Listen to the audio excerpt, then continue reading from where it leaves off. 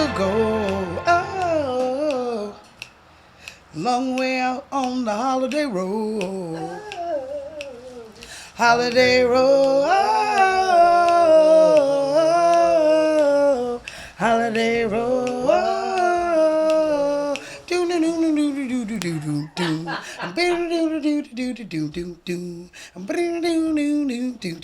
That's pretty good though. Jack be nimble, Jack be quick. I found Jack on the holiday stick. I don't know what he says. That should be singing back up on you. Holiday road, smash it, hit it. Holiday road, oh, oh, oh. Holiday road. Do do do do do do do do do. What's up, everybody? Hey. Welcome to Lights, Camera, Cocktails. We're having a good old time over here right now. Oh yeah. How you doing, sis? I missed you. I miss you. I'm doing good. I've been excited all week for this movie. Yes, we got a great movie today. We are a podcast that pairs amazing cocktails with amazing movies. Yup. And you picked a great movie. Oh, dude. I'm a little worried about what you picked to drink. There is some stuff in this drink, yes. There's some Schmidt in it. But I have a feeling it's going to be good. So. All right. Lay it on me. We are drinking the Holiday Road. Oh. That's what we're drinking. Holiday Road. We're drinking the Holiday Road. Yes. That's what it's called? That is what it is called. I love it. So it is half an ounce of pomegranate liqueur. I see that. That looks nice. really good. It is really good. I just taste some of it and I was like, Well, I like to taste them separate so I know what they taste like. Okay. Half an ounce of vodka. Vodka. Half an ounce of rum. 1 ounce of lemon juice. And 1 ounce of champagne. And that is the Holiday Road. I will deal with the headache tomorrow. Let's drink. Let's do this. Okay. So what you're going to do is you're going to shake all the ingredients minus the champagne. Uh-huh. And you're going to put it in a rocks glass with some ice, which is going to help you out with your hangover tomorrow. Uh-huh. And you're going to top it with Zenobia's favorite thing to drink. Oh. Champagne. Pause for the pop. You guys ready? Don't clip on that microphone. Let's see. I'm nervous. Really? I'm a professional at this. Ooh. Nice pop. Right? How's it going? Waited all day for this. So you're going to top your drink. Can we get a close-up on the drink? No, we can't because we don't have a cameraman. Cameraman, look at that. That looks good. It does. Okay. Oh, that's where my glass was. I was like, wait, did you only make yourself one? Cause I did. Only made me yourself one. It's behind my tablet. I got you. So that is the Babe, Holiday Road. Holiday Road? Holiday Road. It's got vodka in it. I don't know if you're going to like it. No, she didn't put vodka on mine. Oh, she gets the special one. I get to function at work tomorrow. Here we go. And I do not. It's for the love of the podcast, man. For the love of the podcast. For the love of the podcast. It looks really good, though. I'm excited. I like it. You know what it reminds me of? The Pink Heather. Kind It of. reminds me of the Pink Heather. That was a good one. Here we go. Which you have made many a time since. I have, because I... That's like your go-to. It is one of my go-tos. And I learned a fancy little lime twist. You like my little fancy twist? I do. I'm getting so good. I like the frosted glasses and everything. Yes. This is a good one. All right, cheers, you guys. Cheers, you guys. Let's try this. Cheers. All right, here we go. Ooh. Ooh. Ooh, that pomegranate's good. Mm-hmm. I can tell it's going to give me a headache tomorrow, but it's a good-ass drink. It is really It's good. a good summer drink. Yeah. This is something you drink when you don't got plans tomorrow. Oh, that's me. I'm off tomorrow. Fuck my life. And that, you guys, is the Holiday Road. Oh. Yep. You missed your cue, babe. You I did. got you. I was in the Sorry, middle of a people. set. She was in a film. Ashley was in the middle of a simp. I had to take over. I apologize for my voice. This is good. So, you guys ready? For what? For some Hellstery. Hellstery.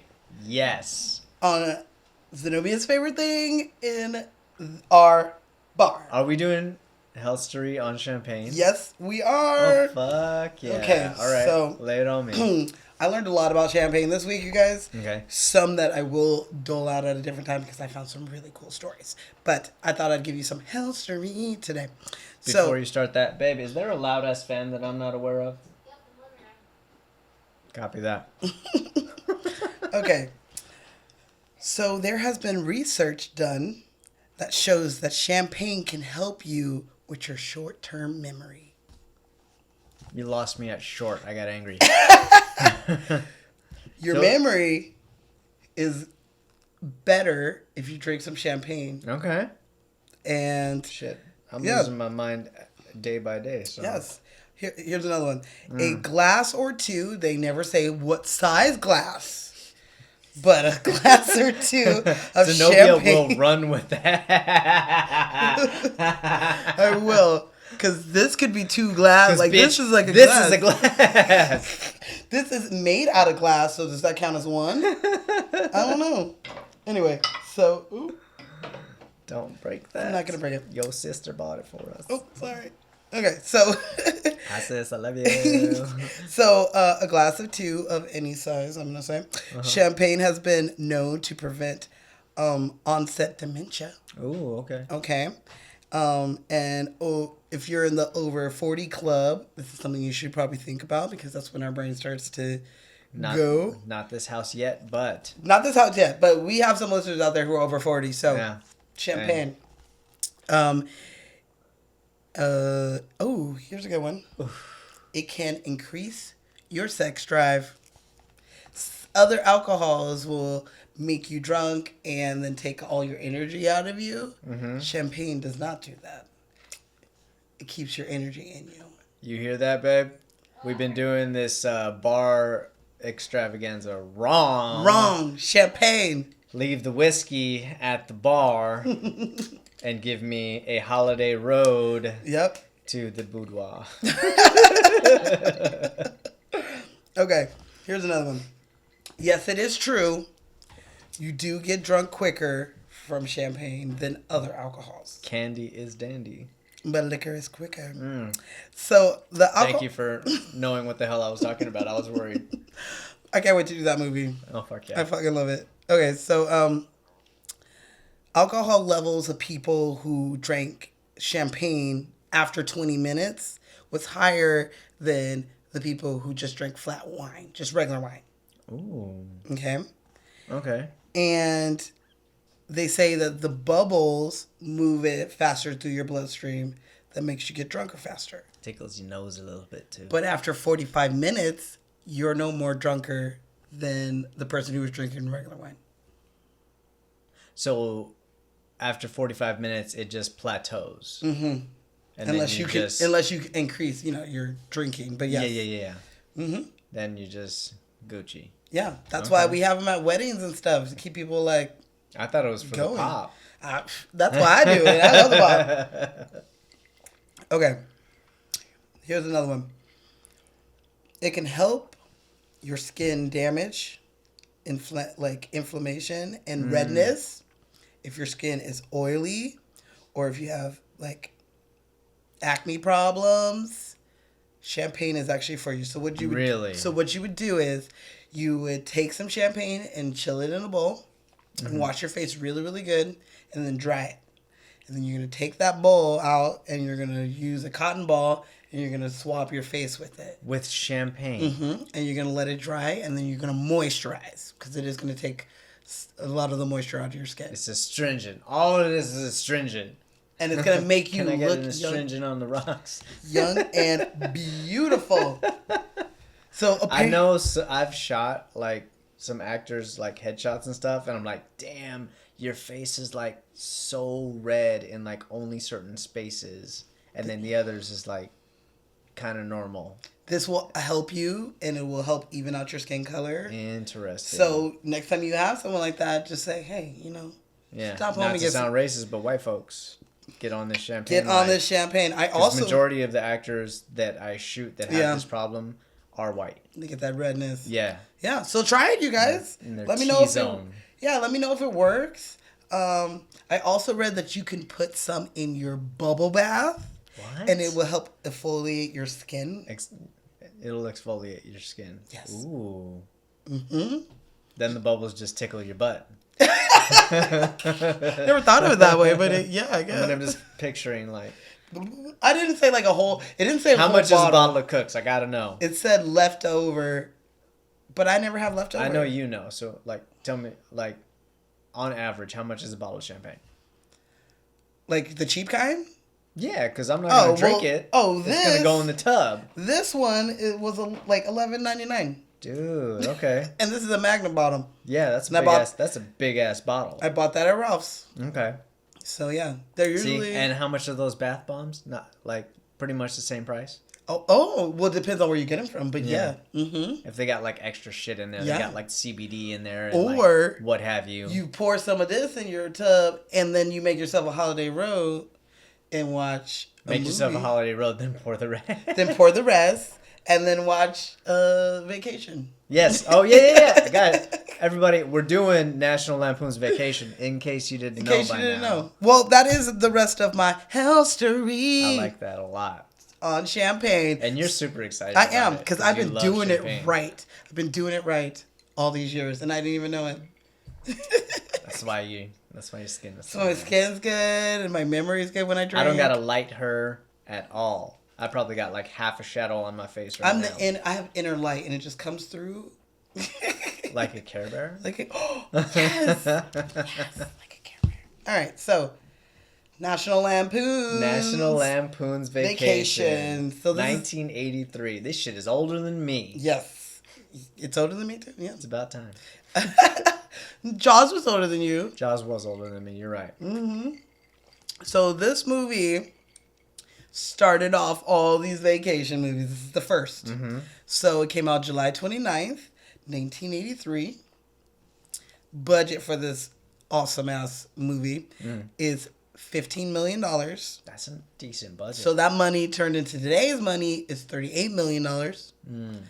And they made $61 million. And in today's money, that's $157 million. Jeez. So they did a really, really good job on this one. Yeah, that's a lot. And you ready for the Rotten Tomatoes? Are you ready for the Rotten Tomatoes? Yes. I'm trying to be like stone face so you can't guess what it is. Oh. Are you ready? Hold on, let me read you like poker. These motherfuckers. Okay, Rotten Tomatoes. Critics, 93%. I expected that. Audience, 85%. Yeah. Yeah. Critics are biased. Zenobia, 94%. Nice. I love this movie. This is a nearly perfect, what would you call it? I mean, comedy, rom-com, like, there's some stuff in there, like. It's an R-rated movie, which I never realized that it was. I mean, I knew that it should be because there's titties and cussing. There are titties. But. I missed the titties. Yeah, we see the mom's titties twice. Yeah, I didn't even notice. Which is terrible. I must have been out of the room. Like, I was multitasking. I was probably, like, doing research on my tablet. Damn it, I missed her titties. Yeah, she got nice break titties. Yeah. Yeah, when she's in the shower, and he comes in, and he tries to scare her, and she's like, Clark. He's like, can I wash your back? She's like, I already did it. And he's like, can I wash your front? Oh, that's right. And wash your own front. You're right. Damn, I missed them all. I'm going to have to rewatch the movie again, even though the podcast is done. We can stop and just watch it. I'm just kidding. Can we? You guys, we will be right back. Pause for TNA. And you come back and you're like, oh yeah, there were titties. Yeah. We just come back. I am in such a great mood. What were we talking about again? Titties? So, are you ready? Uh-huh. For the completely made up drinking game. I am so ready for this drinking game. Okay. Here's the drinking game.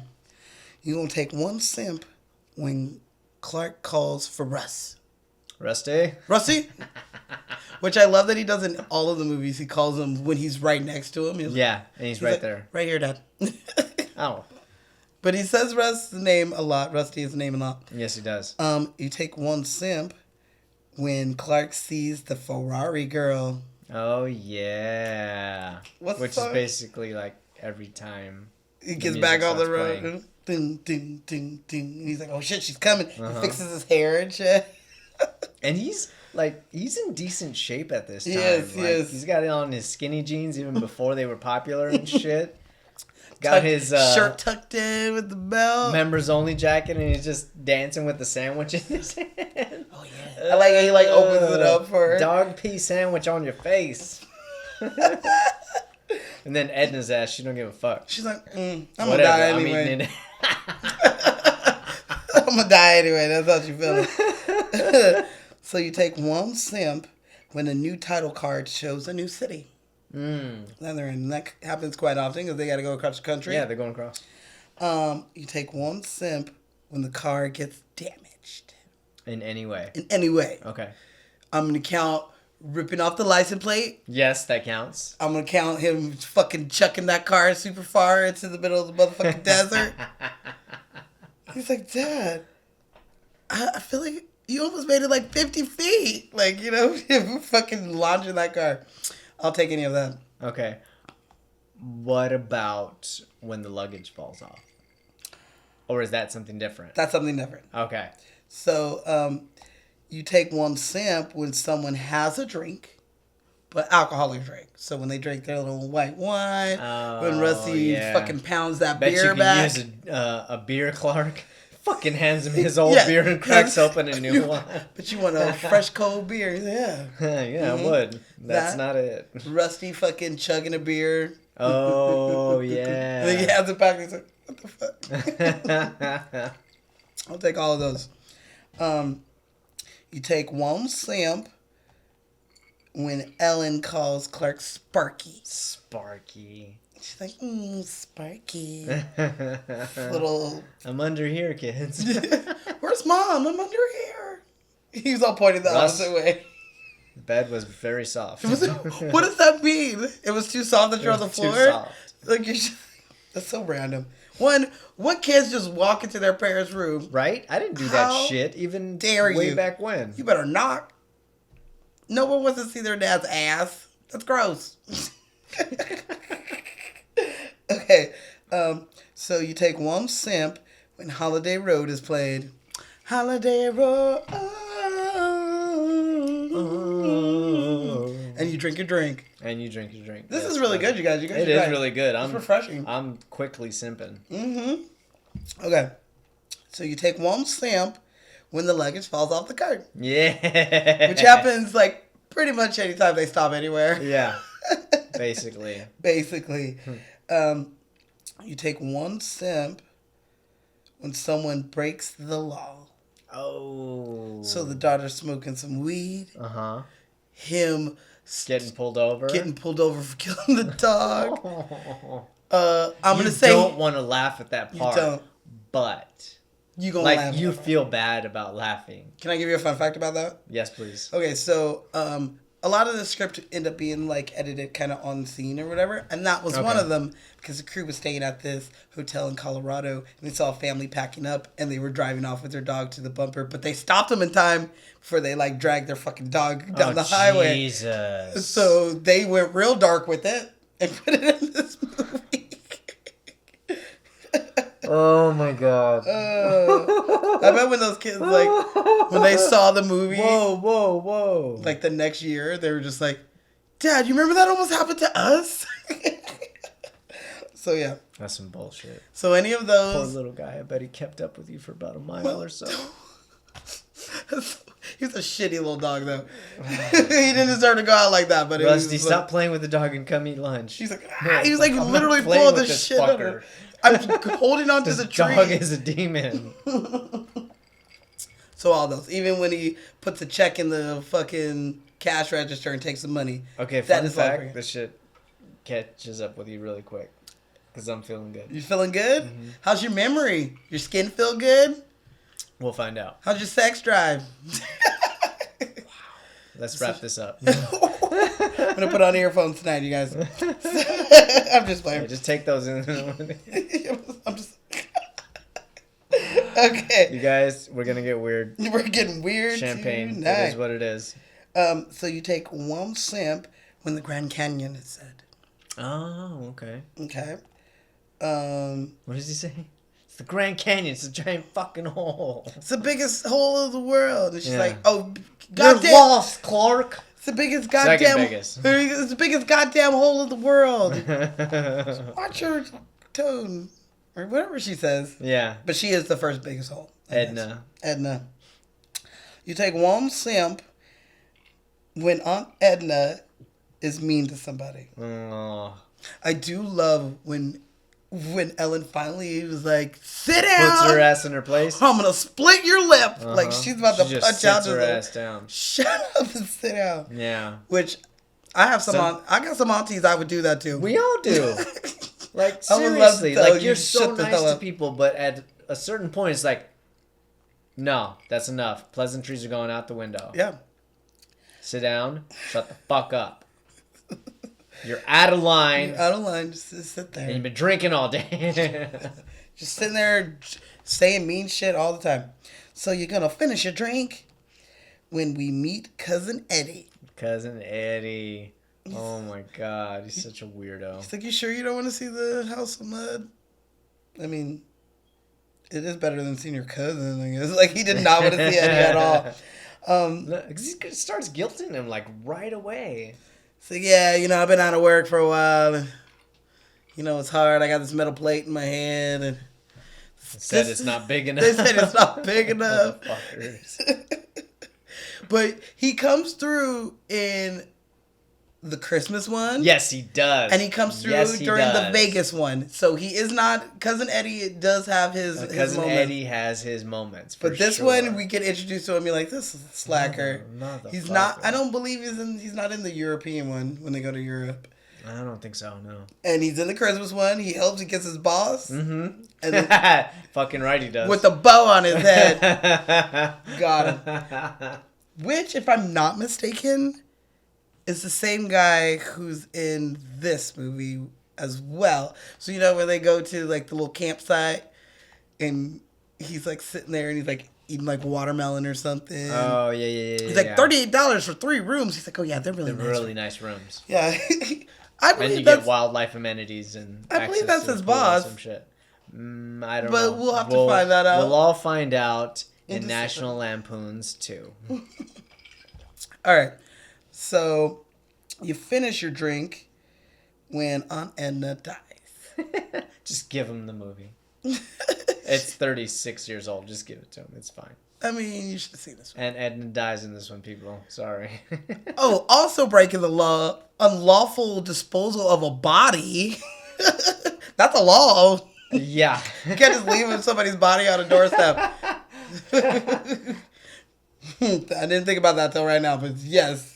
Okay, so you finish your drink when they get to Wally World. When they get to Wally World. That's me. I don't know what the song is, but...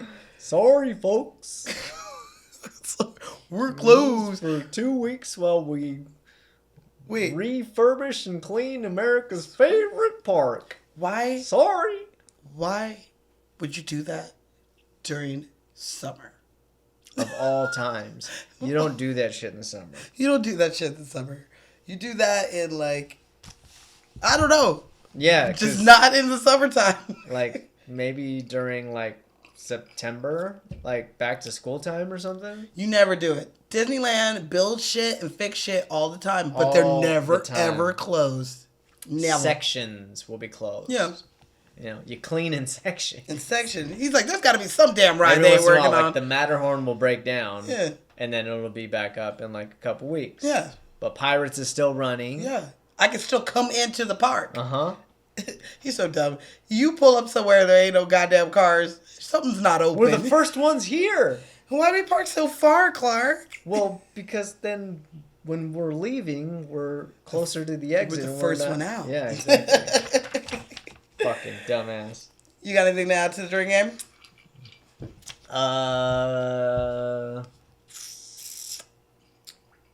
What is not a lot? I mean, I kind of like the way you left it. Hell no. That's a good ass drinking game. All right. Well, that is The completely made up drinking game.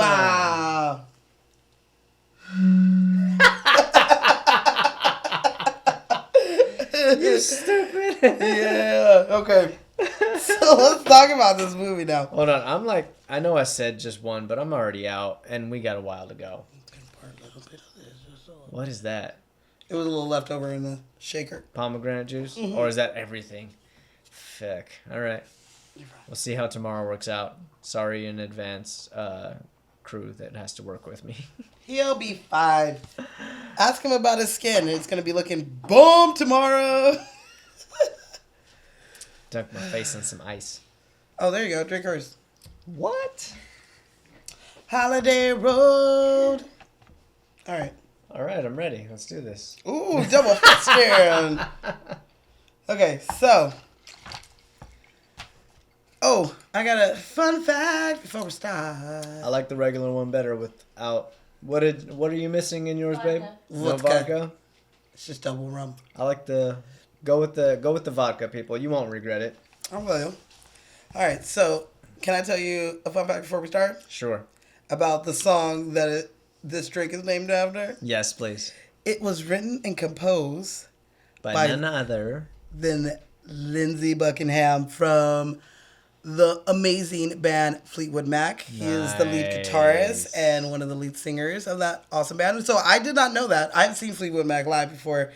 They are amazing. Yeah. A couple years ago when they were doing their retour, and I got to see all of them. And he is an amazing guitar player. I always thought oh, he's good, but hearing him live, I wanted to cry. He gets the opportunity to actually go on riffs and stuff. Yeah. It's different than just playing the song. Just playing the song. And so, he wrote the song for the movie. Nice. I like that. They did a lot of that back then. Writing songs for movies? Well, not just writing songs for movies. They still do that to this day. But I guess it's still the same thing. Because they hired Justin Timberlake for Pixar movies and shit. Well, that's because it was DreamWorks. And that's because Trolls. We haven't done that movie yet. I love Trolls. And that makes sense because it was a musical. But I feel like the only movie that always has a song to go with it is 007. All the Bond movies always have one song for each movie that actually gets played on the radio all the time. Each time. Yeah.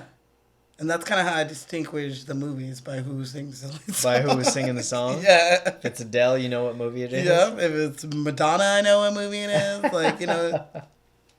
Okay. So, yeah.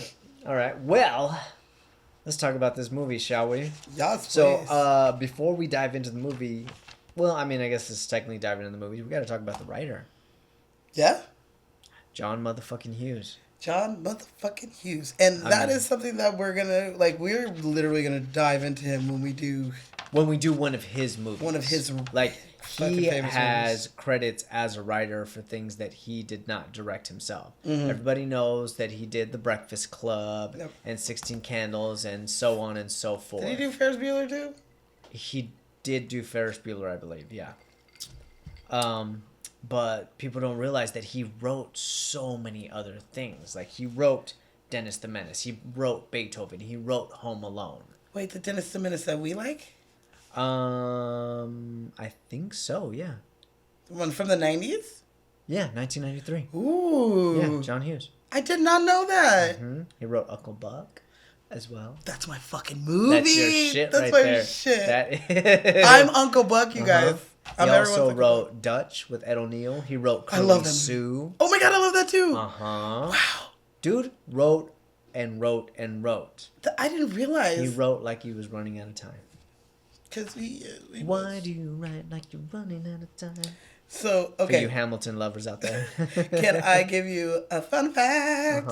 This movie is based on an article called Vacation 58, written by John Hughes. Nice. Which appeared in September's 1979 issue of National Lampoon magazine. Nice. So that's kind of where they got their idea for this. Yeah, National Lampoon started as a magazine. A lot of people don't know that. The Lampoon is a Harvard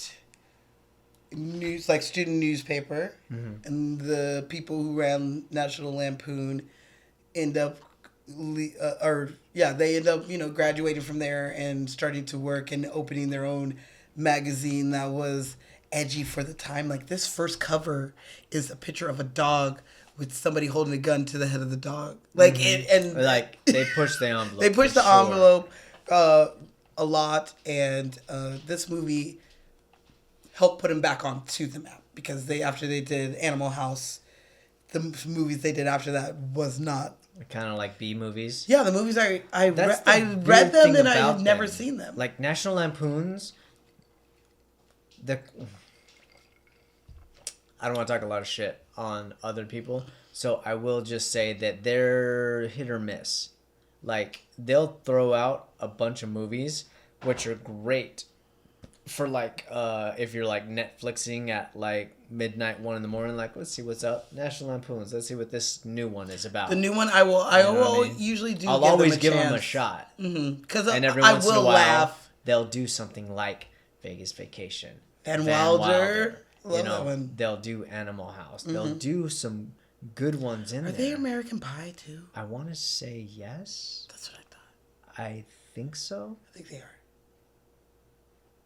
Yeah, I believe they're American Pie also. See? So in like the 90s and 2000s, they were still in it. They were, still in it to win it. They knock it out every once in a while. They come up with a great fucking concept, and they do a great movie that lasts for a really long time. Well, this movie, like I said, had 4, but there is a 5th one that came out in 2015. That's true. And that one, for people who haven't seen it, is a good movie. It's funny. It follows the same patterns of Ed Helms plays Rusty, right? He plays Rusty. So it's Rusty taking his family from Chicago to Wally World. And who's the mom in that one? Christina Applegate, is that her name? Oh, I love her. Kelly Bundy. Yes, yeah. That's the wife. And they have 2 sons. And they have like this car that he buys that's just like this weird German car that they don't know how to use it. They do a lot of funny, stupid stuff. I have seen that movie now. Have you seen it? It's funny. Her dumbass goes back to her old sorority and gets drunk off her ass. She's like, I invented this drinking like relay, whatever it was. Yeah, this like obstacle course shit. Yeah, I remember now. Yeah, it was funny, and I hope they make more of them to continue with the family, because he does a good job. Replacing Clark. I mean, I love that he replaced Clark. But at the same time, I love it because it's a character we already love. Yeah, he could have done it. That's true. And I almost wish that he would have. Who knows? But we'll get to that. I'm just saying, you guys, if you guys see that one, I believe it's on Netflix or Hulu. I can't remember which one. It's on your local streaming network. Your local streaming network. Go find it. It's funny, and I think it adds to the story. And you do get to see Clark at the end. Mm-hmm. So. Yes, you do. I love that. Full circle. So, all right. So, what are we talking about?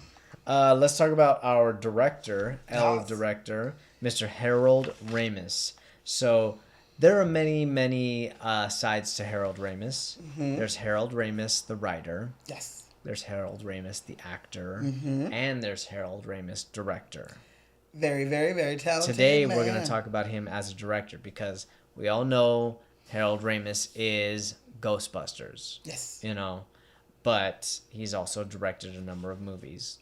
One of them being this movie. I believe this was his first movie, if I'm not mistaken. Of him directing? Yes.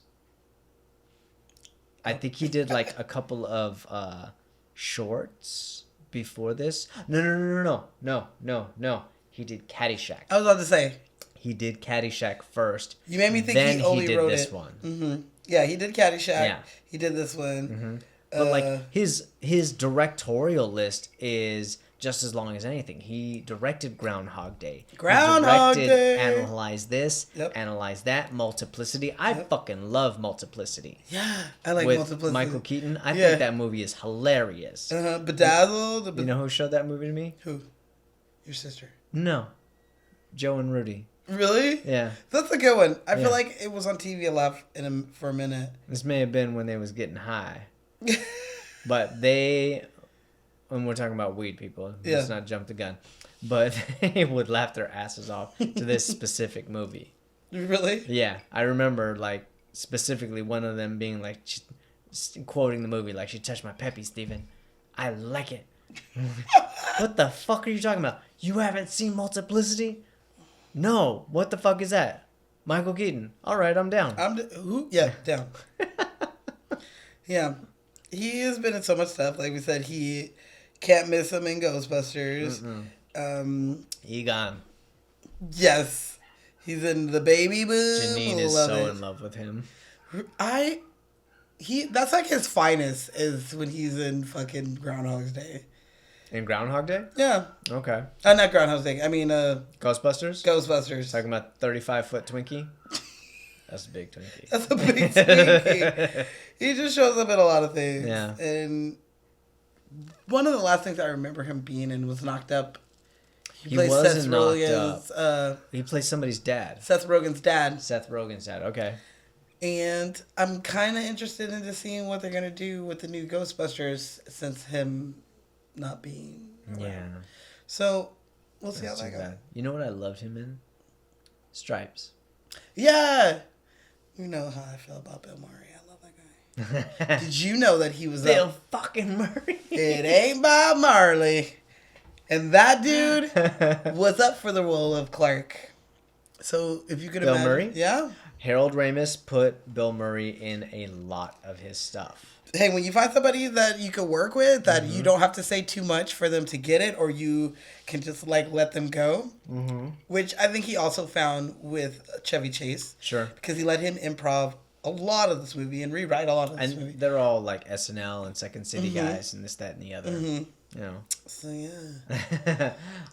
Something I was reading about him was him talking about directing Robin Williams and Eugene Levy, who was in this. This is one of my first introductions to Eugene Levy. He's the car salesman. What did I say? I was like, this is like the only time I can remember him not having gray hair. Yeah, like, but he's still got the eyebrows. Those thick ass eyebrows. He's funny. He's good. I like him. He did a nice little cameo. Got him the family truckster. You know? Straight up crushed their car so they couldn't go away. How did you crush the car so motherfucking fast? Because he knew damn well that they didn't done have the car up, that he wanted. This isn't the car. This isn't the car, Dad. And he's like, Russ, let me handle this. This isn't the car I ordered. Like, he was like so upset. I'm not gonna play this game with you. Where's my car? This dumbass straight up tries to open the door of the crushed car. To this little car. Yeah. But the quote that I was going to say is that he talks about working with Robin Williams and Eugene Levy in Club Paradise. And he says he would tell Robin Williams, we need to do the scene faster. And Robin Williams would say, that's not a direction. And so he would say, okay. That's not a direction. I mean, it is. It isn't. But, you know, Juilliard, Robin Williams, like, that's not a direction. But when you're Robin Probably Williams. just fucking with him. When you're Robin Williams. Okay, well, your character has more of a sense of urgency in this scene. There you go. You just have to say it right. Exactly. But the flip side of that coin, he would go to Eugene and say, all right, Eugene, you did this scene in 1 minute and 20 seconds. I need you to do it in 1 minute. And Eugene would respond, sure. Okay. No problem. He talks fast. He can talk fast. So that would work. I mean, Eugene Levy can talk fast, but he can also milk. He can milk. When it's time to milk a scene. Like when he's talking to Jim in American Pie 1. Oh, yeah. He's talking about sex with him, and she's like, your mother and I... well, not so much anymore. Not anymore. I do like he was like... She used to be able to... It's just so awkward. He's so fucking awkward. I just like her. He's like, well, we'll just tell your mother we ate the pie. Exactly. Like, he lets the moment breathe. And it's so fucking good. He's really good. I love him in Schitt's Creek, which I've like been binge watching this week. Boy, pubic hair was just not an issue when I was younger. Like, this is not the shit that you want to hear from Eugene Levy as a dad. No. But in a movie context, absolutely. I hope his kids, if he has kids, I hope that he raises them like that? Just like that. Just like that. Or what if he just put his movie on? And he's like, look, I don't even want to give you the I'm too tired, kids. Here's your life lessons. Here's your life. like a teacher who just gives people busy work. I'm just gonna put this teacher movie on. Okay. Oh my god. Okay. So, should we dive into this cast? Wait, I got some fun facts about him again. Are you drunk too? No. Okay. No. You stumbled a little bit. Oh, you just checked yourself. Like, am I drunk? I see you. If I can do this and I don't have to go like this, then no, I'm not drunk. Let me see it. Let me see it. Boom. Mm-hmm. So okay. So who were we talking about? We haven't talked about anybody. I was about to dive into the cast, and then you said that you had some fun facts for us, but you didn't sing for us. So fun fact about the director. He does the voice, the message from Marty Moose saying, "Sorry, we're closed for maintenance." That's him. That's him doing this. He's Marty Moose. He's Marty Moose. I love when directors do that. I love that too. Apparently, he has a cameo doing a voice as a cop at the end too, like "Freeze" or something like that. But that one was the best one. Okay. He also deeply regrets doing the ghetto scene. He said that he felt like it came off racist, and he said like if I could redo it, I would probably not do that. Do the ghetto scene. Because they like literally went into the ghetto of St. Louis, and he like told this person like I want a neighborhood that looks like just shit's going down over there. They found whatever they found, and that's like his one regret of the movie. He was like I really wish I didn't do that. Yeah, there's some subtle racism in this movie. Yeah. Which is why that is the biggest contributor why I can't give it a high rating. Because there's just a few things in there that you can get away with in the 80s, but nowadays it's like, bro. Yeah. You got to remember. Shit's not going to fly. It's 83. Yeah, it's 1983. It's still funny, though. I'm not going to lie. It's still funny. But, so was Revenge of the Nerds. But that shit is offensive as fuck. That one, I feel like it just kept hitting me in the face with offensiveness. I love the movie. You got to take it for what it is. But I take it for what it is and where. Exactly. Like, I don't remember what comedian it was, but somebody was talking about homeboy that owned the Clippers and how they got his ass on video. You're like, you got to remember, this dude is 80-something years old. Yeah. And he was raised during this time. Yeah. Did you really not think that that's what was going on in his head? He's just not smart enough to just keep it under wrap. Yeah. You just shut it up. No, he's dating this Instagram model, and her ass had her recorder on, plain and simple. I ain't mad at her. Gotcha, bitch. Gotcha, bitch. All right, that's the only fun facts I have on him. So, well, now that I'm on drink 3, fuck. Feeling good. Yes, I am. I mean, let me catch up. Go ahead. Pick something. Let me catch up. Okay. So, first person that I want to talk about is Eddie Bracken. Mr. Wally World himself. Yeah. Oh, fake Walt Disney? Yeah. He got the Walt Disney mustache and everything. He is based off of Walt Disney, Walt Disney's brother, and Walt Disney's nephew. Really? Yes. Okay. Well, Eddie Bracken was born in 1915. My man was a working actor. You can't even call him a journeyman actor. He is everything that I would have wanted to be. What else is he in? I'll tell you what you would recognize. Oh, Home Alone. Lost in New York. I'm sorry, what?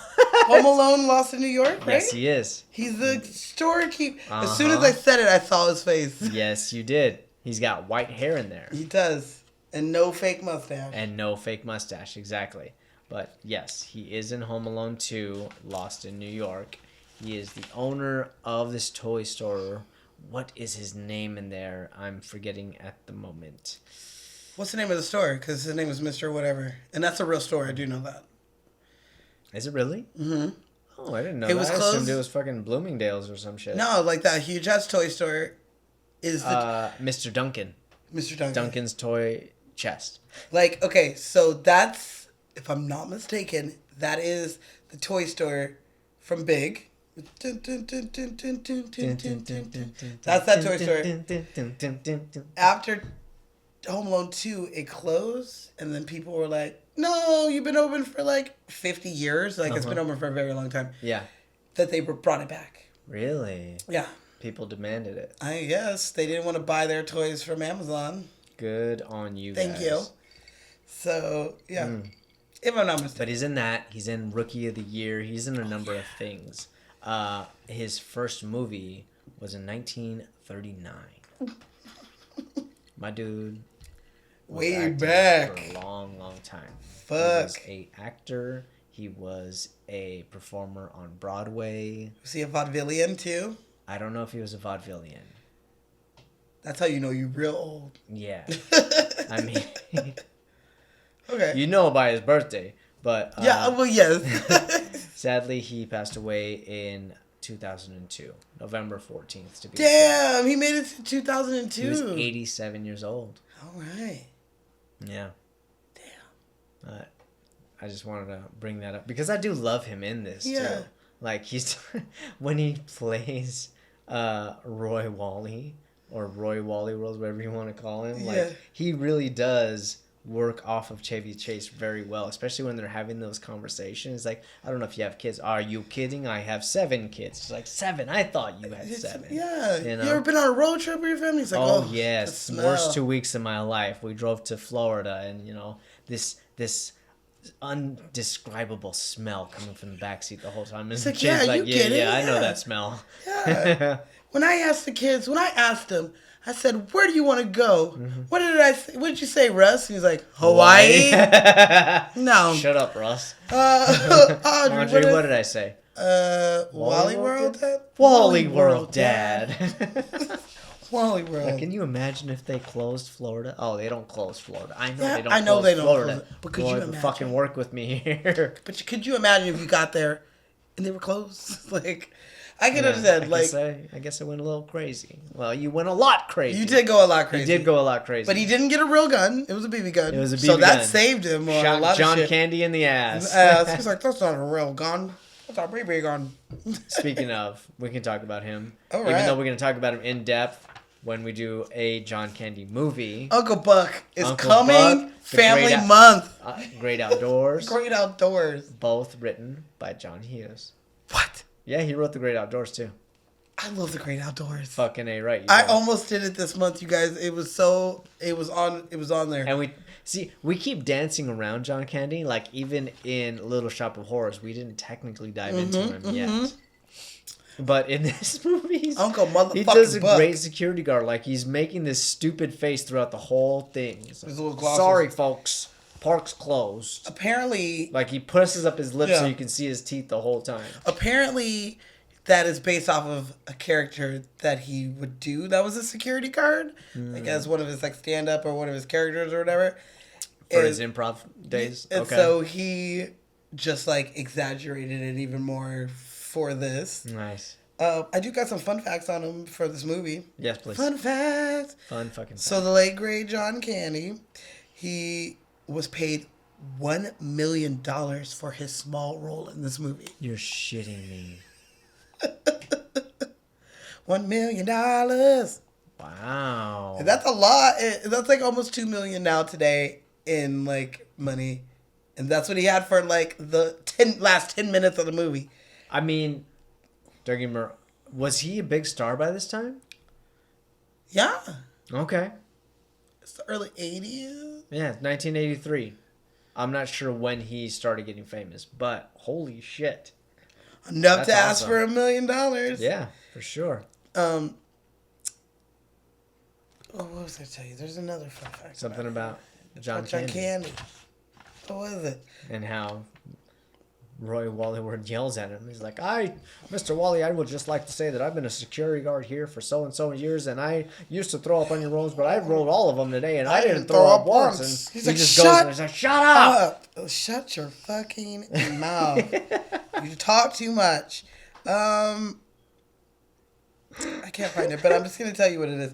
Damn it. There was a real Wally World, minus the E, and it was in London and Ontario, Canada.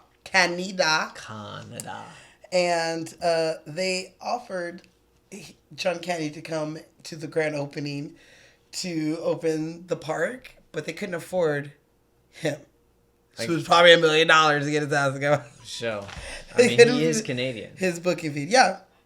So they thought, hey, let's reach out to him. And he's like, no, man, make too much money. Yeah, I worked hard to build up my quote. Yeah. If I start giving it away, everybody's going to expect me to give it away. Yeah. Okay, yeah. I mean, I kind of get it. But, so we could talk about Miss Dana Barron, plays Audrey. Audrey was very, very popular in the late 80s and early 90s. Or she in?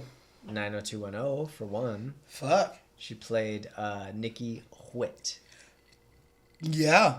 I wasn't the biggest. I can't. If you're not one of like the 7 kids on the cover of it. Is that how many there are? I don't know. I feel like there is. I feel like there's like 3 couples and 1 person who's not one.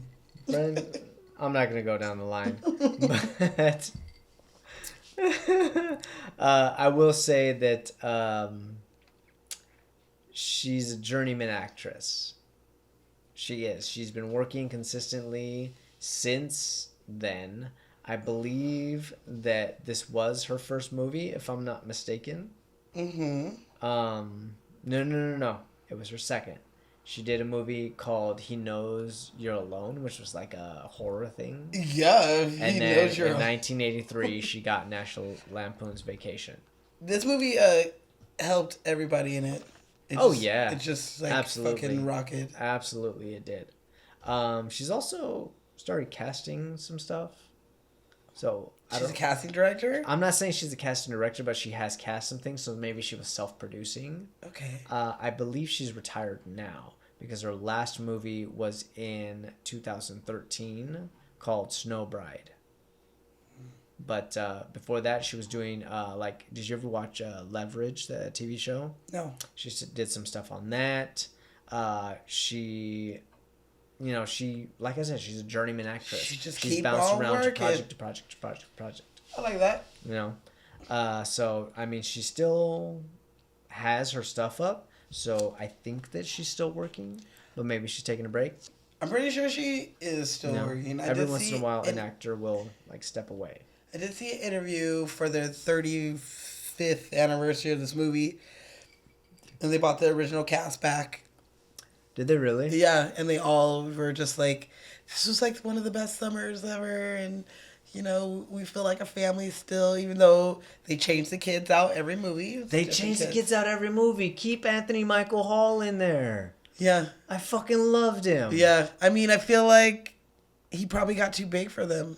Maybe. Because he literally after this, very big in the 80s. He's in like Weird Science. He's in fucking The Breakfast Club. Yeah, so Anthony Michael Hall plays Rusty, and I thought he was really, really great in this. Yeah. And let me double check, but I'm pretty sure this was one of his first movies. Yes. If I'm not mistaken. He said it was. Know already? Yeah, he said it was his first movie. And it just like set him off. I do have a fun fact about... I mean, he did stuff, but I think he said this was like his first big movie. CBS Library. So I'm saying he was doing like a bunch of like small things. This was like his first like leading role in the big... This was his first big thing. Yeah. But you're right. Right after this, he did 16 Candles. 16 Candles. Then he did The Breakfast Club. Then he did Weird Science. Love it. And then he did Johnny Be Good. Then he did Edward Scissorhands. Exactly. He got fucking buff as shit. I know. You look at him now, you would be like, total how are you a scrawny like, little what fucking the fuck happened? I don't know. Like, even, like, he had a transitional phase, though, and he was still working. He was a scrawny nerd. Yeah. Sorry, go ahead. Oh, okay. So, I'll tell you what happened. Oh, shit. So, originally, Audrey was supposed to be the older sibling, and Rusty's supposed to be the youngest sibling. Mm-hmm. But in them filming this, they had a completely different ending to this movie. Mm-hmm. And 4 months after they wrapped, they had to come back and reshoot the ending that we see now. So they kind of changed that he was the oldest because by this time he had hit a huge growth spurt and ended up being a lot more taller than she was. Oh, I see. Which is something I think is cool because they alternate in the movies, I feel like, who's the oldest and who's the youngest. Because, like, in the Christmas one, he's still young and she's a teenager. Mm-hmm. In the Vegas one, I feel like he was older. He was older. And she was younger. Yeah. Yeah, so... In the Vegas one, he's older and she's younger, for sure. Because, like, he starts, like, becoming, like... Papa Giorgio. Yeah. He tries to live that mob life. That mob life. Yeah, so... I think that's where it started. It was because they're like, who gives a shit? And I do think that they kind of should have kept the kids. They don't take themselves too seriously. Because it's not like the kids. It's not like the kids stopped working, like you said. He straight up exploded right after this. They probably couldn't afford him. Mm-hmm. And Chevy Chase. I'm in the math club, the Latin club, physics club. He's got that fucking lisp. And then but he plays like these nerdy kids. 16 Candles, he's a nerd. Yep. Breakfast Club, he's a nerd. Weird Science, he's a nerd. Then he did SNL for a little while, and then he comes back, and he's fucking Johnny Be Good. He's the highest recruited football player in the entire fucking country. Yeah. Get the fuck out of here. And then he's punking around fucking Edward Scissorhands. Yeah, he's pushing around Edward Scissorhands. No reason. He's calling for you, Kimba. He's like, oh, you want Dude, he's fucking huge. He's big in that one. And in my opinion, Anthony Michael Hall is one of the most underrated actors. Like, he is a natural actor. Mm-hmm.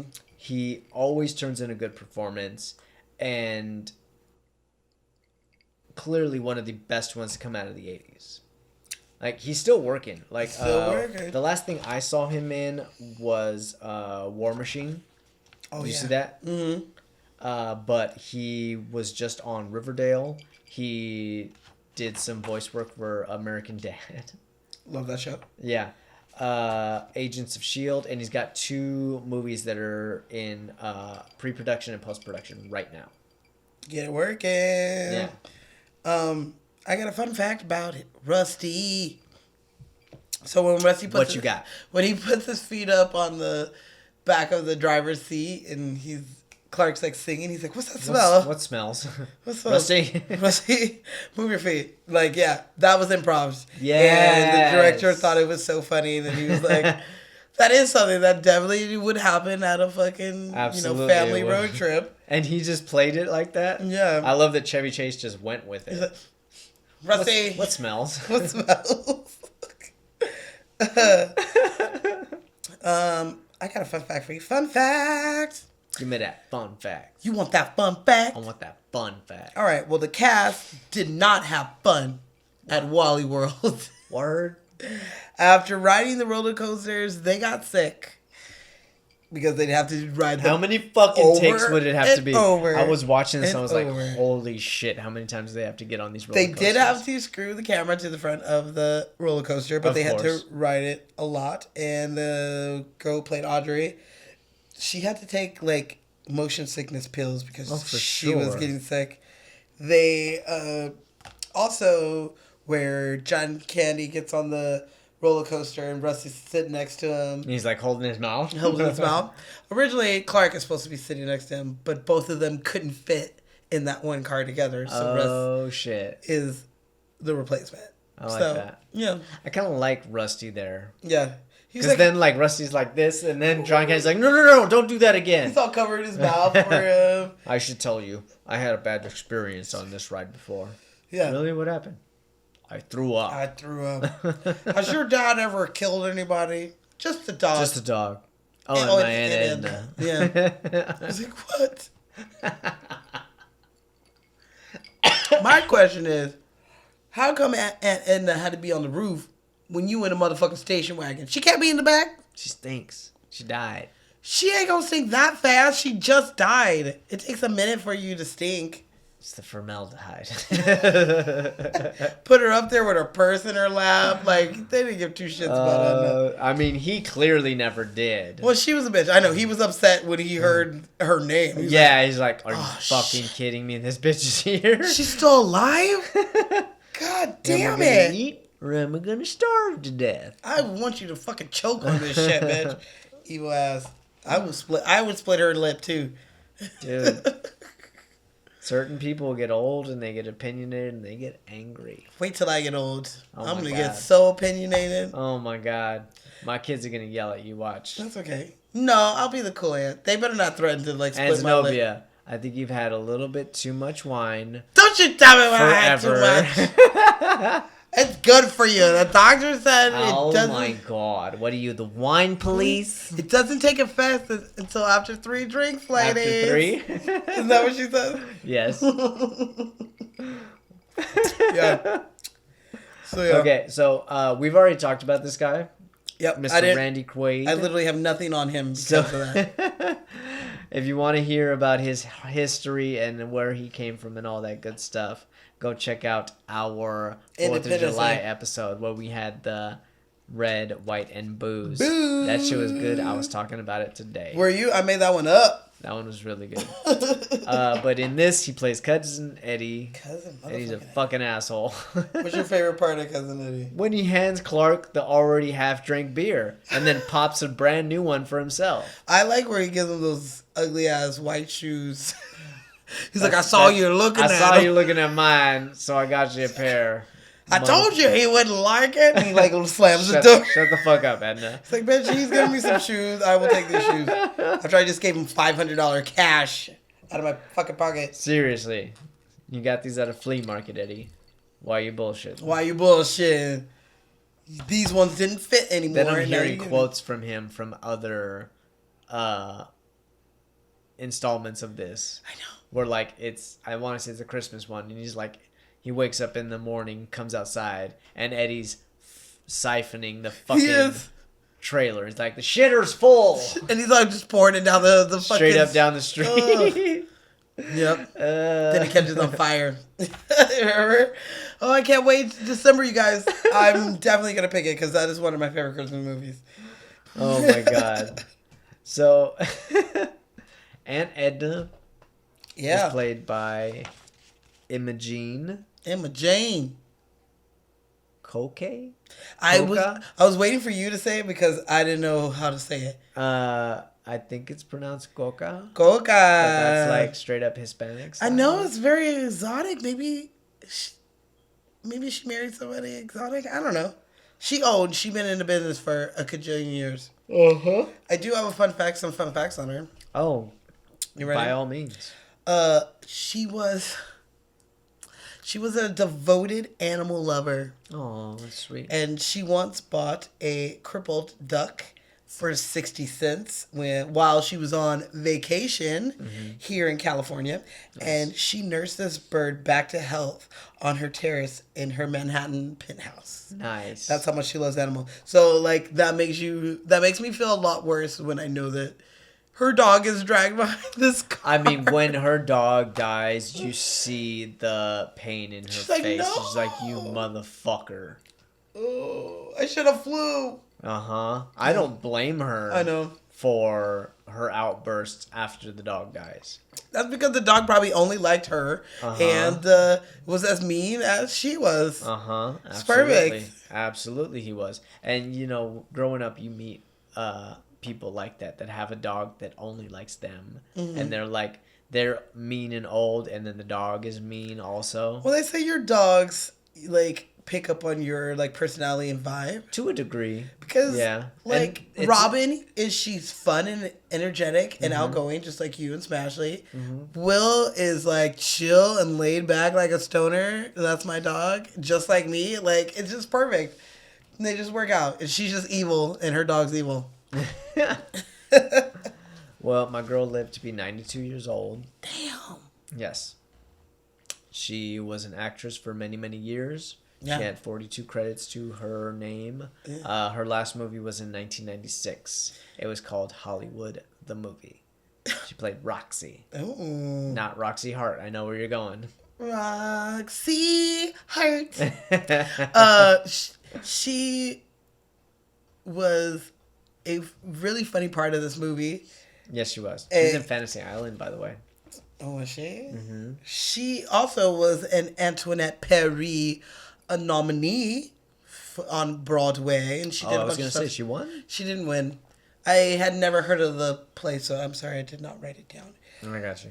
But she also, I found these 2 facts, and it fit this movie so well that I was like, oh my God. So not only is she an animal lover, and she found a duck on her vacation, she hates riding in cars. Like she hated riding in cars. And this is because in 1973, she was severely injured in a car accident, and it left her blind in her right eye because the rear view mirror flew off and hit her in the eye. Jesus. So by the time we see her in this movie, she's blind in one eye. And it had broken like a bunch of bones in her body and had healed up. But I mean, damn, bitch, I can understand you being not a big fan of being in this car. I mean, I don't know if she complained on set or not, but it's like, all right, I get it, but I get it. You signed on to do the job. I also know that. I did not see anything of her. Who knows if she did or not? I didn't see anything of her complaining, but this movie was a road trip for the crew because there's like an A team with the stars that do all the scenes that we see, plus there's a B team that drives through the country taking all the scenic shots that we see. Mm-hmm. So it really was semi a road trip because they did scenes in Chicago, in St. Louis, in Colorado, in Arizona. I love that. And back then you couldn't cheat that shit, really. Yeah. I mean, you could with a giant budget. And in Arizona as well. Yeah. Being that this is Harold Ramis's second movie ever, they're not going to get that kind of funding. And for you to get $50 million to take a whole crew ton of across money the country, I mean, well, he did Caddyshack. That's true. Caddyshack was successful. Very successful. You do a successful movie, they give you more money. Mm-hmm. Plain and simple. That's just kind of how it goes. Yeah. And National Lampoon likes really funny shit. Mm-hmm. Dirty, funny shit. So, dirty, funny shit. Yeah. This was like right up their alley. It's no big deal. Okay. That's all I got on her. Okay, good. And it's time for our matriarch and patriarch of this movie. And if that mockingbird don't sing, he's gonna buy me a diamond ring. She's like, did you make that up? That can't be real. Like, we don't know your old-timey songs. Beverly D'Angelo. Yes. That's such a beautiful name. It really is. Very regal. Yeah, for sure. Mm-hmm. So, I love this woman. I always enjoy seeing her. I get excited when I see her in a movie because she's just great. She's a really, really great actress. So she plays, is it Helen or Ellen? Ellen. Mm-hmm. Ellen Griswold in this. And she's a sexy little thing. I don't know why he's going after a little stick figure in the sports car. She is gorgeous. She's the mother of your stupid children. Uh-huh. She got nice Sparky, yo. Sparky to get you going. She has nice titties. Like she didn't even get mad at you when she found you in a pool with that bitch naked. Like, what more could you want from her? I mean, it's Christy Brinkley. Give credit where credit's due. Oh, we didn't even talk about her. Christy Brinkley is a very famous model. Yes. From the 80s and 90s, I want to say as well. Mm-hmm. I don't know too much about her. But I thought she did a good job. She also shows up in the Vegas one. Does she? Yeah, while they're driving, he sees her. And they're driving down the road. They do the same little shit. And then he looks in the backseat of her car, and she has a kid now. And so she's like, sorry, and like drives off. Like, you fucked up, Chevy. You fucked up. You should have left your Clark. Clark, you should have left me. I know. She was probably like, oh my God, that's the same fucking dude I was naked in the pool with in 83. That's funny. Yeah. Well, Beverly D'Angelo, I've always enjoyed her, whether it's comedy, whether it's sitcom, whether it's drama, whether it's Zenobia dropping shit. That's why I got 2 pins. She comes prepared these days. I do. She does good things. I mean, she was in American History X. Dude, she breaks my heart in that She does break my heart in that movie because she plays the mom. And she plays Ed Norton's mom, yeah. And the kid from Terminator. Yeah. That's all we know, man. Until we do the movie. She was also in Hair. I feel like next musical month, I might have to pick that one. You're from gonna go 1979 because it's a good one. It's a good one. Okay. I'm going to go with the Full Monty. Ooh. I don't know. They're both nudity plays. Is that what you were going for? Yes. It's like, ooh. We're already talking about titties. This episode is fucked. Ass and titties. She... See, when I hear you say that, I just think of Chappelle's show. Ass and titties. Ass and titties. The gay lawnmower? He's just... That's who I want mowing my lawn. A gay lawnmower who just like dancing. I want the gay DMV guy. Your license plate is so ready. Yes. She has been in a lot of things. I watched her. Oh, yeah, she has. And I can't remember. Harold and Kumar. I can't remember She plays the madam when Neil Patrick Harris takes him to the whorehouse. Yeah. She's like, all right, well, I don't know about you two, but I'm going to go get my fuck on. If you two don't want to get your dick she wet, was the madam, yeah. That's right. cool. That's cool. What did I tell you, Neil? Time to put your dick in the dirt. That fucking prick branded me. There was a movie from the 70s. From the 70s? She was in, where it was like a scary movie. I saw her titties again. She was in Hair, by the way. That's what I said. Oh, okay. I'm drunk. It's okay. My bad. She also... Okay, so before I go on to that. So Beverly, she is a singer. Yes. And she's a singer in a jazz band with her brother. And it's called the Blue Martinis. I like that. Which I like. Okay. And she did her own singing in The Coal Miner's Daughter, where she plays Patsy Cline. Have you ever played Patsy Cline? You ever seen The Coal Miner's Daughter? I fucked it up too. Patsy Cline. If you say it with an accent, I think it works better. Patsy Cline. Yeah, you're right. It does. It does work. You don't fuck it up as much. So The Coal Miner's Daughter was the story of Patsy Cline. And stop it. She plays her, and she does a really good job, and she does the singing on there. Okay. She also does an episode of The Simpsons, and she plays a country singer that Homer. Do you watch The Simpsons like that? Are you like? I don't. You don't, but people do. I appreciate The Simpsons very much so, but I am not a avid watcher. Well, people who are going to know this.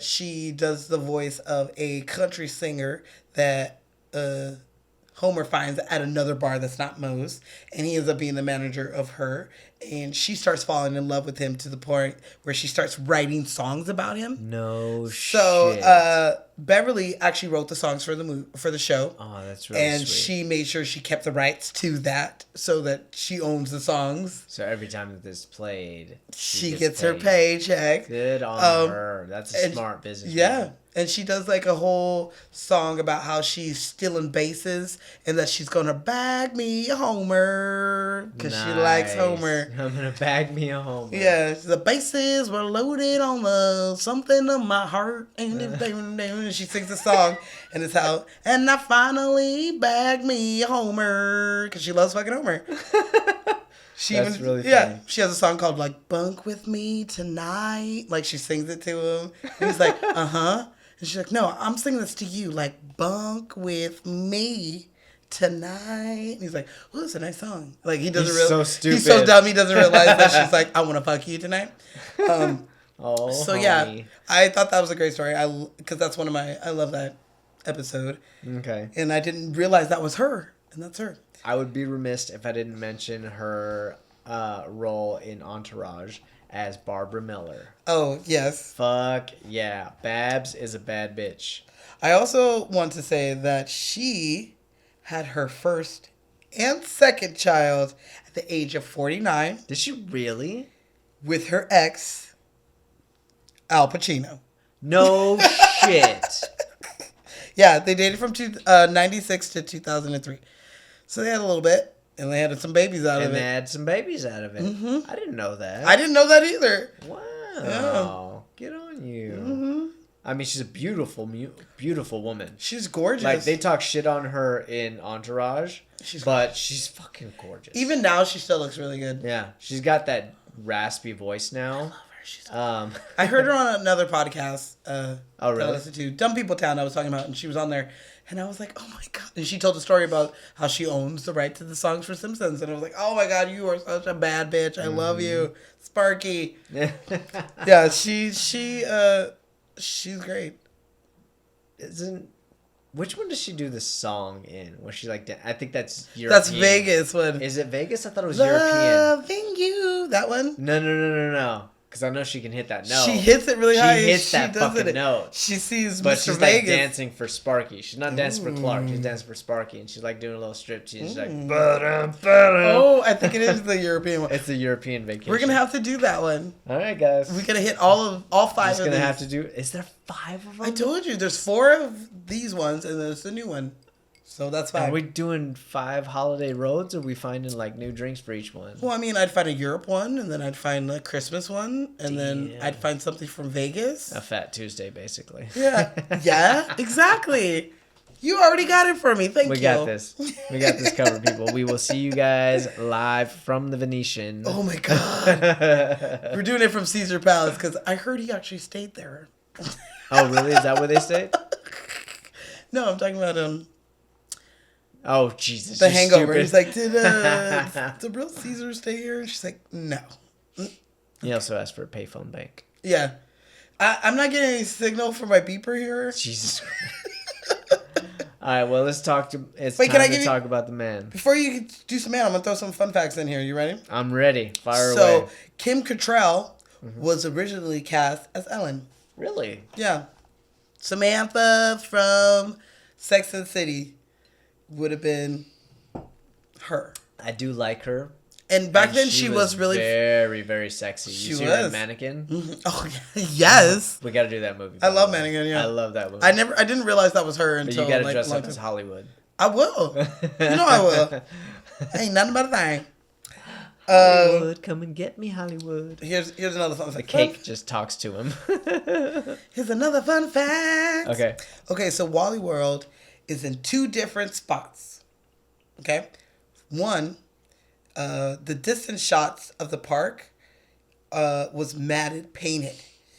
So the big sign and all the rides and stuff like that you people from here know that are not from Six Flags were painted, and it was over the beautiful Santa Anita racetracks, which I have been to. Love that place. We should definitely go. It's like a time machine. We went a few weeks ago for like a food Have you really? event. It's so fun, isn't it? Did you go for like some races? No. They had a food event. Oh. So we got some good eats. Oh, that's so good. Yeah. No, they got bars everywhere. I like like going $80 at one stand. I like the racetracks. Yeah, it was fun. And they also filmed it at that's just like the parking lot extra. Was at the Santa Anita. But then they also filmed here at the Six Flags Magic Mountain that we've been on. And both of us have been on this roller coaster that they go on. Technically, the roller coasters that they ride is Colossus. Yes. Which was the first big roller coaster that I had ever been on. It's the first to have like a swirly loop or whatever. I got on it with my cousin Gabriel. Scared the fuck out of me. I can't remember the first time going on it, but I've been on it.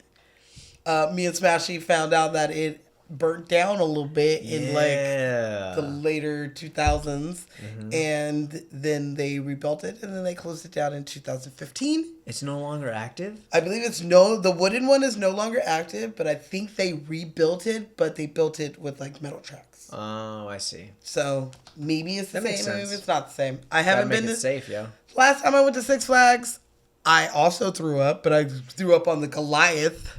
Like when I got off, I made it off of it. I've been on Goliath also. It is fuck that. It's a very high, scary. As much as I don't like roller coasters, I love roller coasters. I've tried the fucking things. I'm glad you tried them. I know what they're like. Yeah. And I don't need to do it again. I love it, and we'll get on Goliath.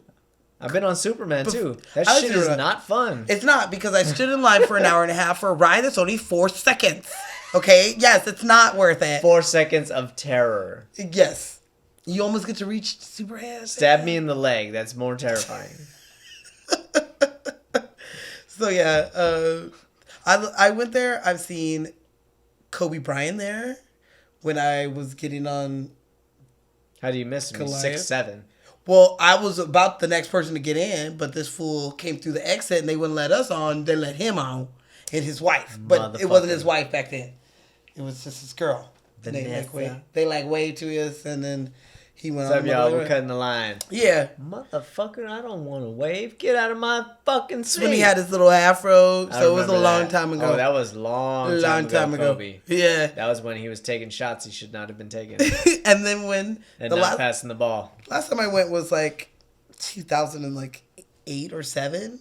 And I saw Magic Johnson there while I was standing in line for a churro. So I'd be excited for that. That was exciting. That was literally after I was thrown up. And I was just like, oh shit, the Magic Johnson. Now I'd be excited. I'd be like, where's your son? He's so fabulous. His son? Mm-hmm. What does his son do? He's like a reality star kind of, but he's gay. And he's just very out there, flamboyant. And he's funny. He's like one of those salty bitches that I love. You know? He's one of them. One of them. Oh, that's cute. Yeah.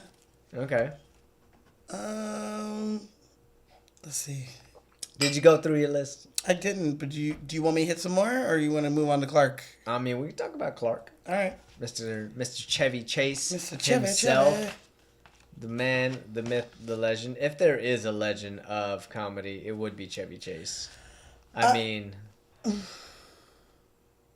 the guy's got an IMDb as long as my arm. Yeah. You know. This, maybe last year, I did some research on him for some reason. And I found out that he wasn't the nicest person. I have heard that.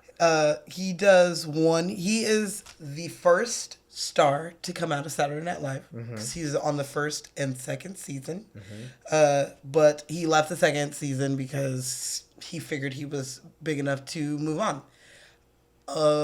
But hearing stories about him on the show and him outside of the show are not too flattering. So now that I know that, when I watch it, it does change kind of how I feel about him. Yeah. Because I know that he's like you said, you know how you say when you're old, you from a different time period and you still think like that.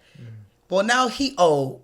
And he's old now, and he still thinks like it's 1983. He was born in 1943. Yeah. You know, he was raised in the 40s and 50s and 60s. Yeah, so he still feels like it's like the 80s where he can just kind of say whatever the fuck he wants. When we're in 2019 now, you can't say whatever the fuck you want. You got to change with the times. You got to change with the times. To a degree. So, I mean, I don't feel so happy when I hear stories of him saying racist things to Donald Glover. Or was he? Who's somebody that I fucking love because he was on Community. He was on Community. Until he got fired because he was a very hard person to work with. Sure. But I'm not here to judge him on that. I'm here to judge him on this movie. Talk about the movie. Which he did fucking awesome. He was uncredited for rewriting the script of this movie, like I said. What did he rewrite? A lot of it, I guess he rewrote it in improv a lot. Oh, okay. That changed the movie. Sure. One of the things that he did was, which now knowing him, does sound like it. Now, did he rewrite it, or did he improv a scene which changed the trajectory of the movie? Well, it changed it because at the beginning, more of the focus was on the teenagers and them. And then when he got his hands on it, it changed to the focus being on the parents. Sure. So, like, the Ferrari girl that we see all the time was supposed to be, like, a 13-year-old girl that he kept seeing, Rusty kept seeing and he was falling for. Not necessarily Clark seeing and falling for. I see. So, I do think he had a hand in changing a lot of it if you're changing it from being... So, he had to make it more about him. He had to be the focal point of the entire movie. Yeah. That's what I get. Which I get to a degree. Like, if you've got that kind of pull and you've got that kind of star power, you're going to do that for movies that you're going to do. If it's not already situated like that. I think I know why. Why? So, this movie saved Chevy Chase. Because after he left Saturday Night Live, the only thing he big under his belt was Caddyshack. Uh-huh. And everything else he had done after that. No. I can't do it. No. We'll definitely do that movie. That's a summer movie too. I didn't even think about that because the kids are all off of school trying to raise money for college. There's so many. Yeah, if we're gonna do a golf movie, we got to do Who's Your Caddy first. Oh, I thought you were gonna say like Legend of Bagger Pants. Nah. I mean, I like that movie, but I mean, I don't like that movie, but it's a little snoozy. That's why I don't like that movie. So this movie saved Chevy. Okay. It also saved National Lampoon. Nice. Because they didn't have any hits under their belt other than Animal House. Okay. Everything else, like I said, after that was they did not make any money. Mm-hmm. So this movie helped put both of them back on the map. Back on the map, back on the radar, all that stuff. And then they got 4 movies out of this. Yeah. 4 great movies. 4 great movies out of this. Chevy also added, like, one of the things that he added was the slapping of the sandwich, or the pea sandwich. We were talking about that. Mm-hmm. He's like talking. He added all that, and it was just him. I mean, you gotta, as an actor, you gotta create moments for yourself. Yeah. I wouldn't credit that as a writer, though. No, I think there was more to it, but there was a lot of improv in this movie. Of course. Yeah. It's a National Lampoons movie. It's got a bunch of SNL people in there. Even Anthony Michael Hall was on SNL for about a year. Yeah. You know. So. Chevy Chase, yeah, like you said, he was in Caddyshack. He did Fletch, one of my favorite movies of all time, The Three Amigos. Definitely have to do that. I did also read that he said the character that was most like him was Fletch. Really? Mm-hmm. Oh, okay. So I have to take a second look at that one. We can totally watch that one. Fletch. Because the drink they drink in that is a Bloody Mary. So I already have a drink for that one. I'm running out of real estate over here. I see that. Killed Ashley's drink, killed my drink twice. Shit, I don't usually get this drunk. I know, it was good, right? It was a good, good ass drink, yeah. I'm fucking killing these drinks. You know what I did like him in recently? What? Hot Tub Time Machine. Oh, yeah. He was like the maintenance man for the time machine. Yeah. He does good shit. He's funny. He has movies under his belt that we can quote. You know, like you said, Three Amigos, Fletch, and all of these fucking movies. Constantly. He's constantly working. They also He's got 5 projects in production right now. Dang. Well, that's good. No. Because he does not have the same handsome body and face as he does in this movie. He is very gray and very old white people looking. Yeah, he's pushing 80, I want to say. Is he really? I mean, he's born in 1943, so do the math. That's 60 in 2003, 70... Yeah, he's 76, 77. 43? He's about to be 77. Wow. Yeah. Getting up there. As everybody does. He looked good. He was, 40 in this movie? Mm-hmm.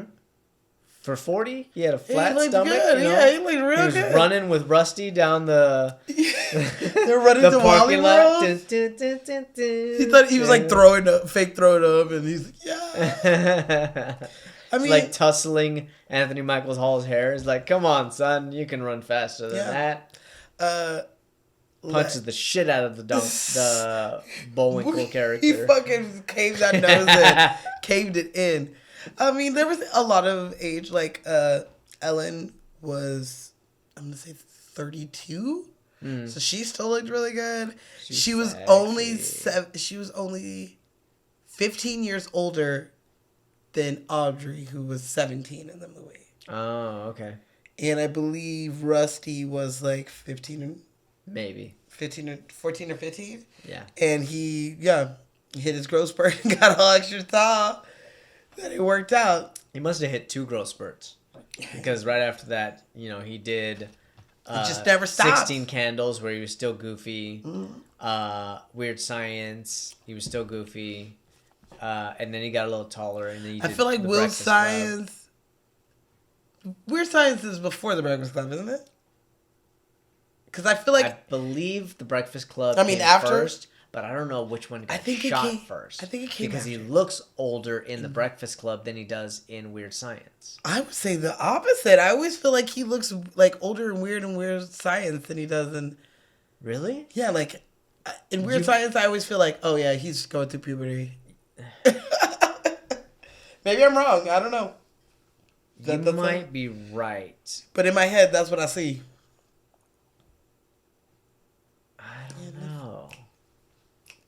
He's gonna buy me a diamond ring. The Breakfast Club. Well, they both came out in 1985. Oh. They're both the same year. So they were 84 shot. So literally a year after this movie came out. So he shot one and then he shot the other. Who knows which one he shot first? I kind of think that he shot Weird Science first. We'll have to do the movie. Yeah. Just by the look of him. Mm-hmm. We'll find out. But I'm done. Yo. I love this movie, so I got some fun facts. I'm going to hit them off quick, though. So, they wanted Christy Brinkley, the beautiful Lady Ferrari chick, to appear naked. Because, of course, it's the 80s. Because she's sexy as fuck, and they want to she's sexy. She's show as much as they can. At the time. They're already getting the R rating. Yeah. At the time, she was, like, the biggest model out there. She was hot. And they were like, and it's the 80s, so they don't give a shit about titties. They don't give a fuck. And she refused and only settled on being able to be in a bra and panty. That's why you don't see her take them off and jump into the water. She was like, I bet if they added some more zeros, she probably would have said yeah. Add a couple of zeros? Yeah, she'll do it. Yeah. You're lucky you even got her, man. All right, so there. Like, I'm a model. I'm doing fine. I don't need you guys. Don't I want to do this movie. But don't fucking push it. I mean, I'm glad she did do the movie. It was... Yeah. But also, I'm glad she stuck to her guns. Yeah, I'm glad. If you don't want to get naked, don't get naked. Unless they add more zeros, then, think about it. Is that wrong? I always said I wouldn't get naked. I believe in a woman's right to choose. Yeah, I always said I wouldn't get naked, but it had to be it has to be worth it. Like, it has to be not money-wise worth it necessarily, but it has to advance my character. Mm-hmm. Like, if it's just to show your body, I'm probably going to, unless you add some zeros. Then if it's either extremely funny, like Jason Segel in Forgetting Sarah Marshall. Yes. Or it's part of your character, like an Aviator with Leonardo DiCaprio, where he's like standing naked in his theater because he's like a germaphobe and all that fucking shit. Mm-hmm. Then yes, or like it makes I like sense. Ryan Phillippe in Cruel Intentions. I feel like that one was an added one, but it was specifically though. It is good. It's intentional to get her to be like, hey, and I got to see his nice ass when I was 12. So, yeah, thank you. He went to the tanning booth that day. He did, and I appreciated it.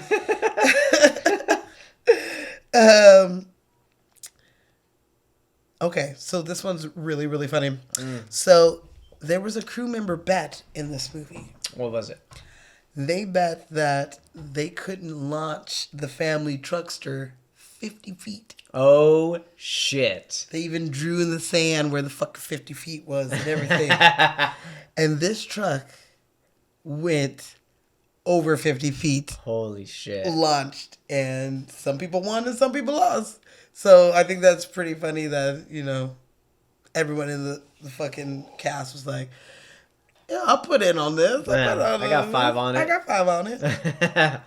That's awesome. Here's another fun fact. So, the Glendale, California, car dealership that he buys his family truckster or whatever is. Oh, it was in Glendale? Mm-hmm. There's a lot of dealerships in Glendale. Well, it is still there. The building is still there. The car dealership is still there. And it's 2 blocks from Chevy Chase Drive. Nice. So, I thought that was pretty funny. So, if you ever in Glendale and you go over the Chevy Chase Drive. God damn. Some fucking bubbles, you guys. Popping my ears over here. I'm sorry. You ever go over there and you go by the car dealership. Just go 2 stops over and you get to see where they shot Eugene Levy and Chevy Chase's scene for National Lampoons. If you were ever going to take the Tribe out on the road, this is the car. So, I'd be like, Homer, I need a horn here. Here. See? You know some Simpsons I know stuff. some shit. Where he made his own fucking car that was awful. It was so bad. He bankrupted his $1 million brother with one awful car. So when the bartender who ends up shooting at Clark when they go to the little dude ranch, the little place. Oh, yeah. Funny story. So he shoots him with blanks, obviously. And, Chevy Chase falls down. Is like, and and all that scene. Well, the prop guy tossed a dummy from the second story of that set when he was shot, and it freaked out literally everybody in the fucking set. Thought that there was like really something in it that shot somebody that fell over the fucking shit. God. The prop guy, I don't know if he got fired or anything, but that's I bet funny he got a really good laugh out of it. Gotcha, bitch. Gotcha, bitch. Got all you. I got one more. Two more. Okay, so... I'm only giving you one. I'm kidding. Go for it. I literally was like, well, which one should I do? Okay, so the famous station wagon was created especially for this film. I was going to say, I'd never seen that shit before. Yeah, that is a completely different station wagon. They like embellished every shitty part of a station wagon. Yeah. Well, in doing that, they say that this movie killed station wagons. After this movie, degree. Yeah, sales plummeted. Aww. And they end up being replaced by minivans. So that sucks. And I think that is awful because I enjoyed station wagons. As a kid, I always wanted a station wagon or a DeLorean. Nice. Because of like two of my favorite fucking 80s movies. I mean, you're more likely to get a station wagon these days. DeLoreans are a little hard to come by. Except that I just hung out and there was 3 of them sitting in front of my job last week. Fuck. Well, last week we do throwback movies every week, and last week was Back to the Future. Show cars. They were hired to come out. Yeah, and they had the one from Back to the Future 1 where they had to use the little hook for the to catch lightning, the bolt of lightning. Yes, and then they had the Part 2 one that had 21 gigawatts. The one that has like the cool like food processor in the back Mr. from Fusion, Part 2. Yeah, and then they have the broken down one from Part 3. We're all sitting in front of my job. So, and last week I saw it maybe when I was coming here, and I must have forgot to tell you. I saw one on the freeway. I was like trying to follow it down because I was like, oh my god, that's a Was it hitting 88 miles per hour? It was because it left me. Yeah. It was gone. See if you bastards can do 90. Yeah. And I was like super excited. And then like a couple days later, I saw them all out of my fucking work. And I was like, this is just the week of DeLoreans. Absolutely. So that's it. That's all I got. Cool. We out. All right, people. We will see you guys next week. Just kidding. We're not done yet. We're not done yet. I'm tired, yo. I know. Well, you know what time it is. I just got one more thing. All right. It's time for Z for the people. Sing it, girl. Yeah. I got a man who's more than 8 foot tall, 4 foot shoulders, and that ain't all. He's a big time. We already did that one. I know, but I miss it. Can we do it again? So, my Z for the people. I thought about this one, and it was kind of hard to figure out what I was going to do. But I thought, since the Griswolds, who my father also calls us the Griswolds whenever we're going on family vacations. Nice. They go to the Grand Canyon. Oh. So I thought I'd find a Z for the people for that. So the National Park Foundation was made by Congress in 1967, and this foundation is rooted in their beliefs into helping parks all over the country. So the legacy that started in this country years ago by private citizens helping to keep parks, and the Grand Canyon is one of these parks, open by keeping it clean and then keeping trails for us and keeping motherfuckers, stop throwing your empty water bottles. Stop throwing your empty water bottles. Do not throw any lit cigarettes. Please take your trash with you, because I like to go hiking in places. I was literally telling... We want to see your trash. We want to see nature. Yeah. I was literally telling Smashley today that I was like, we need to go to Mount Zion in Utah. It's like one of the most beautiful places ever. And they have like so many trails that we could possibly go on. They have like caves with water underneath that we could swim and like a bunch of cool shit there. And it's gorgeous. That like, just imagine if you went there and someone graffitied like, Jose was here, click 9-7 or whatever their fucking gangs are tatted on stuff. It's dumb. And this foundation helps us to not have to, deal with that. So I think that everybody should go donate to this to keep our parks clean so that we can all enjoy it, and our kids can enjoy it, and our kids' kids, and the kids' kids' kids. can all enjoy this. So if you go to the nationalparks.org, donate some money, donate your time if you're interested in helping in parks, because I actually have a friend who works in the parks in Hawaii. Work at national parks in Hawaii and does a bunch of cool stuff there. Which island? I don't know. Come on, I want to lay ya. Oh, come on, I want to lay We got to do that movie. Yes. That's Grumpy Old Man 2. 2. And Grumpy Old Man. Those grumpy ass old men, they finally all 3 of them get pussy. So nobody slept with anybody. Speak for yourself. Yeah, he's like, I got that old ass bitch. So that is my Z for the people. I like that one a lot. I try. That's a good one. So please follow us on Instagram, YouTube, Twitter, Facebook, Spotify, Castbox, Apple Podcasts, Apple Music, iTunes, YouTube, all that shit. Find that shit. There's so many platforms. If you got a movie you want us to talk about, if you got a drink you want me to make, and I will make it and I will drink it, then please email us at Lights Camera Cocktail, no S. Get that motherfucking ass out of here. And I will attempt it. We've been a little intense on this episode. I love this fucking movie. I'm intense on something that I love. And this is one of them. But I also love next week's movie as well. So I'm so excited for next week's movie. I'm glad you picked this one. Oh, shit. I'm going to have fun coming out with a cocktail for this one. We're going to get weird. And I'm going to see about getting somebody on for next week's episode. Because it's a good one. You ready? Speaking of which, you ready to do this scene? I'm ready. Are you sure? Are you ready? You're the one who... I'm fine. Well, I do have 2 characters. You're right. He gets to do an accent, y'all, so get ready to drink. Yeah, I'll take a simp. Is it an accent or is it a character? It's kind of both. It's kind of both. Okay. One of them is a character. I should probably close one of my eyes while I do this. I'm just going to look dumbfounded. I mean, technically we're supposed to have drinks, but I'm out of drinks. Give me a little champagne. Yeah, that's what I want to hear. This is a bad idea. It's not. Champagne helps your it helps my complexion. Your complexion, short time memory. Mm-hmm. I got you. Here we go. Test 2, baby. All right, 1 and done. I'll get this out of here because Cecil doesn't have fruit in his drink. 1? I curled that for you. I didn't mean to miss. I curled that by hand. I had to cut it. Okay, go ahead. I appreciate you. I learned it and I was like, I can't wait to do it on the show. So go ahead.